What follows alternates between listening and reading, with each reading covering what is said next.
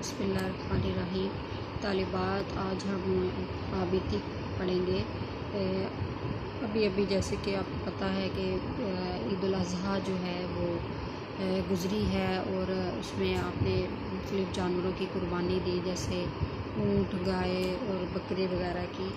तो यहाँ पे आज हम जो आबिती पढ़ेंगे वो है कुर्बानी के बकरे की आबिती। तो आपकी किताबों में जो गाइड्स हैं उसमें बकरे की आबिती होगी, गाय की आबिती होगी या ऊँट की होगी। तो ये तीनों ही, अगर आप तीनों में से कोई एक भी आपको अगर मिल जाती है तो इसको आपने पढ़ना भी है और उसको आपने याद भी करना है। तो देखिए आबिती। हेलो हेलो भाई, सुनते हो? आप कहाँ से आए हैं? ओहो हाँ जी, आप मुझे कुछ कह रहे हो? हाँ जी, मैं तो इसी गली में रहता हूँ। हाँ बिल्कुल ठीक, मुझे यहाँ आए कोई ज़्यादा अरसा नहीं गुज़रा, यही कोई हफ़्ता 15 दिन हुए हैं और वो नुक्कर वाले साहब मुझे यहाँ लाए हैं। क्या भला सा नाम है उनका? अच्छा भाई, मैं तो इनसे पहले क्या बताऊँ जी। कश्मीर जन्नत नज़ीर की हरी भरी शादाब चरागाहों का वासी हूँ और जब भी प्यारे वतन की याद आती है तो दिल तड़प जाता है और एक ऊँट सी दिल में उठती है। एक दर्द यहाँ पे होता है, हम रात को उठ कर रोते हैं जब सारा आलम सोता है। यानी यहाँ पे संडे, ये जो लिखने वाला है उसने बकरे की आबिती जो है वो लिखी है और सबसे पहले बताया है कि वो जो बकरा है वो कहाँ से ताल्लुक़ रखता है, कहाँ से वो लाया गया है और किस जगह पर लाया गया है। और उसके साथ ही खड़ा होता हूँ मेरे वतन के सामने, लाहौर की क्या हैसियत, अजी यहाँ तो धूल उड़ती है, वो सब्ज़ा और शादाबी यहाँ कहाँ। जी हाँ, अब तो लाहौर की फ़ज़ा है और ये खाकसार है। अपना ठिकाना बाटी दरवाज़े की इस दूर उड़ती गली के नीम के दरख्तों तले है, जहाँ रही सही कसर गाड़ियों का धुआं पूरी कर देता है। मुझे यहाँ मास्टर साहब लाए हैं। हाँ, वहाँ जिनका 3 मंजिला घर दूर से दिखाई देता है। अरे अच्छा, वो मेरी बड़ी खबरगिरी करते हैं। वक्त पर खाना पानी सारा दिन नीम के साए तले अपनी नज़रों के सामने रखते हैं। आप उनके बारे में क्या जानते हैं? जी नहीं, उनकी नीयत तो कुर्बानी देने की नहीं थी, मगर बीवी के रोब और धमकी से डर गए। जी हाँ, बीवी ने धमकी दी थी और अगर कुर्बानी ना की गई तो वो बेइज्जती बर्दाश्त न करेगी, बल्कि यही सड़क पर किसी बस या ट्रक तले आकर जान दे देगी। हाँ जी, ये बीवियाँ भी क्या होती हैं बस। जी मास्टर साहब दोस्त अहबाब से रकम कर्ज लेकर मुझे ले आए हैं। मैंने पहले दिन आते ही ये सारी गुफ्तगू उनके बेटे और बेटियों से सुनी थी। जब पहले पहल मुझे यहाँ लाया गया था तो ख्याल था कि महज तब्दीली आबोहवा की गर्ज लाहौर ले जाया जा रहा हूँ। बाटी दरवाजे के बाहर वाले बाग में रात भर हम आपस में इस मसले पर गुफ्तगू करते रहे और इस नतीजे पर पहुँचे कि हमारा मालिक हमें बदलती हुई दुनिया और ज़िंदगी से आगाह करने के लिए शहर ले आया है। मगर दूसरे ही दिन सुबह आँख खुलने पर पता चला कि यहाँ तो मामला कुछ और ही है। लोगों ने हमारे इर्द गिर्द घेरा बांध रखा है और हमारा मालिक एक एक के पास बाओ ताओ करता। लोग गुज़ बर हाथ हमारी पसलियों में घुसेड़ घुसेड़ कर हमें टटोलते। हम एहतजाज करते, भागते, चीखते चलाते, मगर यहाँ हमारी कौन सुनता।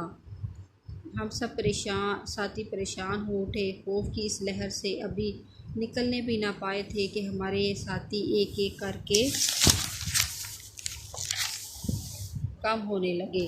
हम सोचते आज नहीं तो कल हमारी बारी। खुदा जाने ये लोग हमारे साथियों को कहाँ ले जाते हैं, इनसे क्या सलूक करते हैं। तरह तरह के सवाल हमारे जहनों में गर्दिश करते और फिर जवाब कौन दे।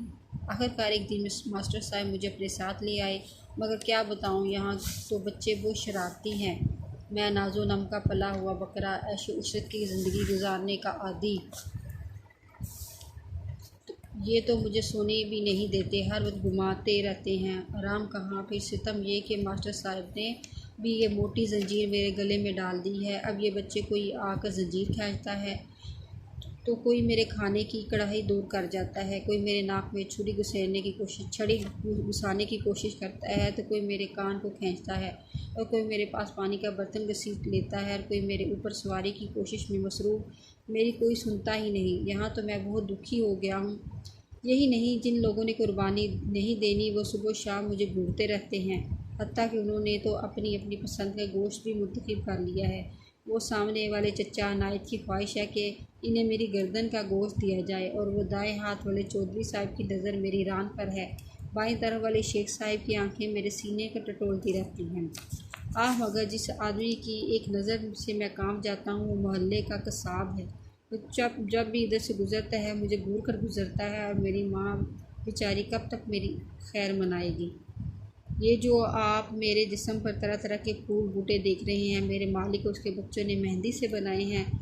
आज सुबह ये कह रहे थे कि शाम को मुझे कैसरा जुजिया उड़ाकर हारों से सजाकर सामने बाटी दरवाज़े की सैर करवाई जाएगी और इस इलाके के दूसरे कुर्बानी के बकरों से मुलाकात होगी। बस अब हम सैर को निकले हुए हैं।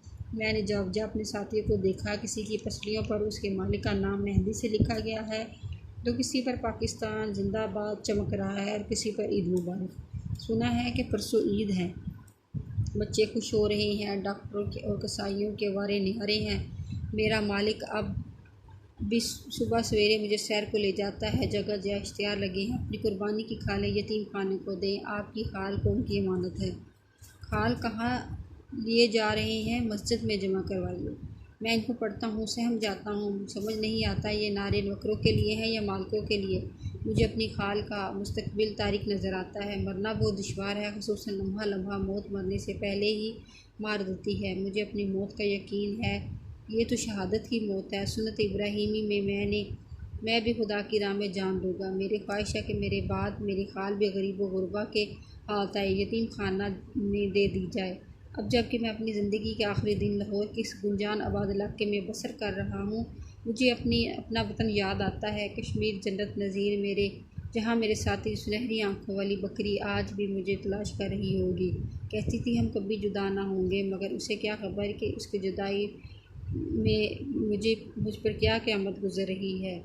खुदा मालूम वो किस हाल में होगी। क्या वो बूढ़ा दाढ़ी वाला स्वाति बकरा उसे ले गया होगा? इस तस्वर से मेरे दिल में छुरियाँ चलने लगती हैं।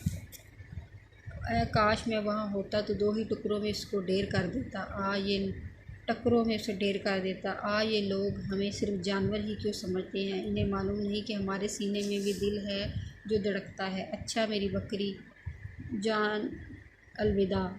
वो देखो काला कसाई मुझे घूरता है, मेरे करीब आ रहा है। घर वाले मुझे अलविदा कह रहे हैं और आखिरी बार मुझे पानी दे रहे हैं। मुझे अभी से मौत की सख्ती का एहसास हो रहा है। डर और खौफ की एक आग मेरे अंदर जल रही है। मैं पानी पी रहा और अल्लाह को याद कर रहा हूँ कि मुझे सुन्नत इब्राहीमी की याद ताज़ा करने में साबित कदम रखे। अब मुझे कोई डर नहीं, खौफ नहीं। शहादत का मर्तबा किसी किसी को नसीब होता है। अलविदा मास्टर साहब, अलविदा कश्मीर जन्नत नज़ीर, अलविदा ए शहर लाहौर, अलविदा मेरी बकरी जान, खुश रहो खुश रहो।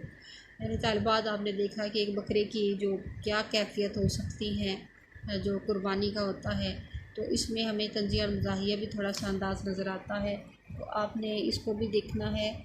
और आपकी असाइनमेंट ये है कि आप, चूँकि 14 अगस्त है और 14 अगस्त के लिए आपने लिखनी है आबिती पाकिस्तान की, यानी पाकिस्तान की आबिती लिखनी है। अब ये है कि पाकिस्तान ना तो एक ज़िंदा चीज़ है, एक मुल्क है, ज़ाहिर है इसको मौत भी नहीं आती, वो ना आ सकती है। अल्लाह ताला हमारे पाकिस्तान को कायम और दायम रहे। लेकिन आपने लिखना किस तरह है कि आपने पाकिस्तान की आबिती को लिखना है कि पाकिस्तान जो है वो किस तरह जो है वो किन हालात में बना, दुनिया के नक्शे पर इसका जो क़याम है वो किस तरह वजूद में आया और इसके लिए कैसे कैसे किन किन लीडरों ने जो है वो कुर्बानियाँ दी और कायद आज़म जैसे अजीम लीडर ने किस तरह कलम से जो है वो अंग्रेज़ों और हिंदुओं से ये मुल्क जो है वो हम हासिल किया।